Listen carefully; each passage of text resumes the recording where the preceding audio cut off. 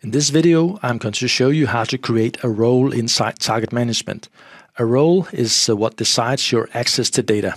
So I've opened up the Target Management client and I've picked the Roles tab on the left-hand side. So now I go to the workspace and right-click to add a new role. This role could be called Target Test. And the very first thing I need to do is add members to the role.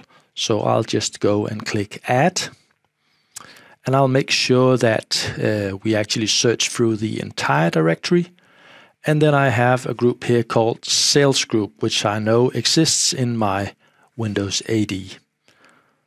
So clicking OK, I've now added some members to my very first target role. All these tabs that you see in the role needs to be visited and decisions made. I'll cover that in the videos to follow.